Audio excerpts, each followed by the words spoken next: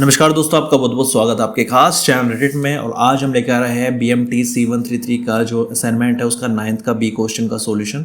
Evaluate 0 से 1 x² dx Ramon integration. इसका use करके इसको सोल्व करना है। अगर नॉर्मल कंडीशंस को सोल्व करना चाहे तो काफ़ी ईजी है इसको सोल्व करना, लेकिन अगर रेमन इंटीग्रेशन से ही सोल्व करना है उस सिचुएशन में आपका क्या आंसर आने वाला है, चलिए उसकी बात करते हैं।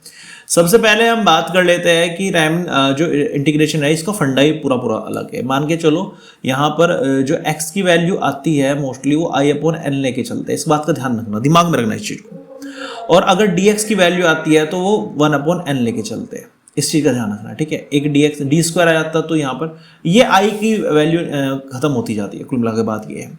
तो यहाँ पर ये वैल्यू आपको थोड़ा टैग की बात कर ले। टैग की अगर आपको डिटेल में पढ़ना है तो प्लीज़ कमेंट कर देना, उसके लेक्चर लेके आ जाएंगे। फिलहाल आप जो असाइनमेंट है उसके लिए तैयारी कीजिए ओनली, ठीक है। तो यहाँ पर आपको बता दें Pn एक टैग है जिसका I/n वैल्यू होती है, मतलब जो x की वैल्यू है Pn से शो कर रखे हैं यहाँ पे, और i की वैल्यू 0 1 2 3 4 हो सकती है, ठीक है, जितने ज़्यादा आप डिफरेंशिएशन करोगे। Be the sequence of partitions and I/n i क्या होता है 1 2 3 4 इस टाइप से। Be the associated sequence of the tag से इसको शो करेंगे, ठीक है।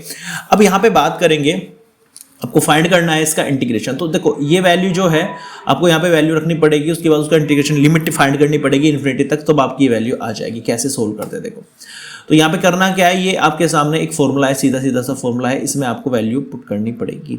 अब वैल्यू पुट करने का तरीका यहाँ पे क्या है, देखो ये जो है ये वाला जो पोर्शन है x² ये f(x) बन जाता है और dx बन जाता है और डेल्टा x बन जाता है, ठीक है।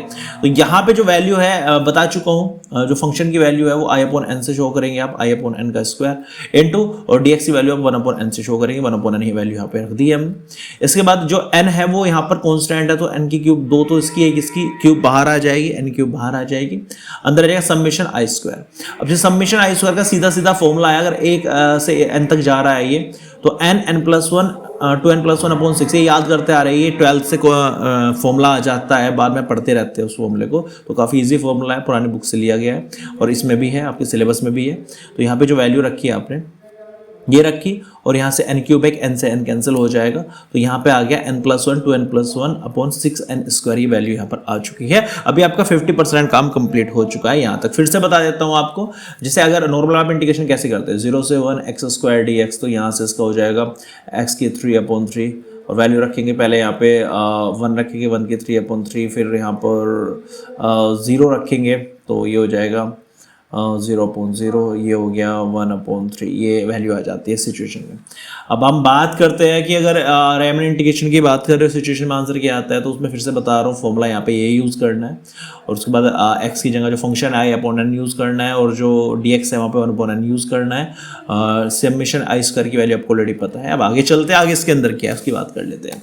तो यहाँ पर limit n tends to infinity और ऐड करना पड़ेगा, और यहाँ पे इसमें जब n को इन्फिनिटी रखोगे पूरा इन्फिनिटी हो जाएगा, तो कोशिश करो हर एक n जो है वो अपॉन में आ जाए। तो यहाँ पे अलग सोल्व किया, इसके अपॉन में अलग, इसके अपॉन में अलग, इसके अपॉन, सबके अपॉन में अलग कर दिया। अब n को इन्फिनिटी रखना शुरू किया, ये 0 हो गया पूरा, ये भी 0 हो गया, तो क्या रह गया 1/6, 1 × 2 रह गया यहाँ पे, और 2 3 6, तो 1/3। देखो आंसर वही आना है, आप सिंपली कर लो। तो एक बार आप ये करना कि रेमन इंटीग्रेशन से सोल्व करने के बाद आप जो नॉर्मल इंटीग्रेशन मेथड है उससे सोल्व करके देखना, सेम आंसर आया तो आपका तरीका सही है, आपका आंसर सही है। अगर सेम आंसर नहीं आया तो आपका आंसर गलत है। तो यहाँ से आप क्रॉस चेक क्वेश्चन को कर सकते हैं। ये था रेमन इंटीग्रेशन का क्वेश्चन।